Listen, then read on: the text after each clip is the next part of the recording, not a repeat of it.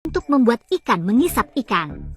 Istrinya menghela nafas sangat marah sehingga dia berlutut di atas cangkang durian. Jadi menggunakan babi susu bernilai $100 untuk membuat umpan ia dapat menangkap banyak ikan. 5 menit yang lalu saudara lelaki saya di Thailand merawat di luar ruangan. Tiba-tiba menemukan bahwa ada genangan air dalam waktu dekat dengan sungai Mekong. Lihat saja kakakmu mengatakan bahwa ada ikan di dalamnya. Untuk menangkap beberapa anak untuk menyehatkan tetangga menyusui.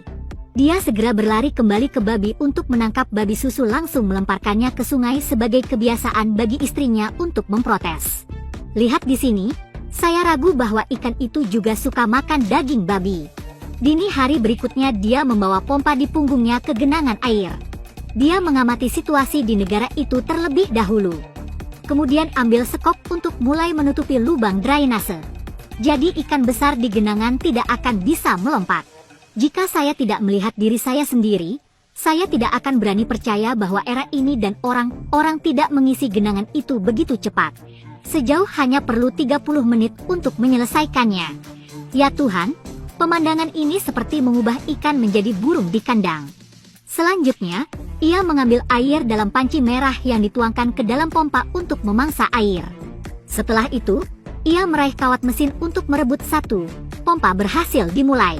Ibunya sangat kuat di snap sungai, air disemprot 3 meter jauhnya. Melihat adegan ini, saya diam-diam mengangkat jari saya di Made in China menjadi sangat berbahaya. Saudaranya mengatakan hanya menunggu 21 menit untuk dapat melihat apakah di dalam air apakah ikan itu besar atau tidak.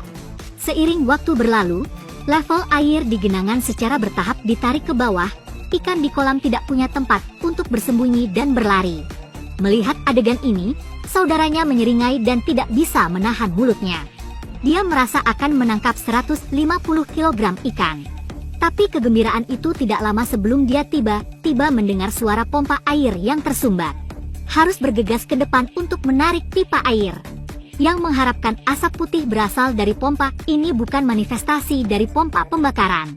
Ekspresi saudaranya segera berubah sedikit bingung karena takut istrinya akan menemukannya untuk menghitung buku itu. Tetapi untuk menikmati kesenangan menangkap ikan, ia memutuskan untuk pergi ke sana. Anda menyaksikan kakak Anda baru saja meraih dan menangkap ikan mas berlemak melolong.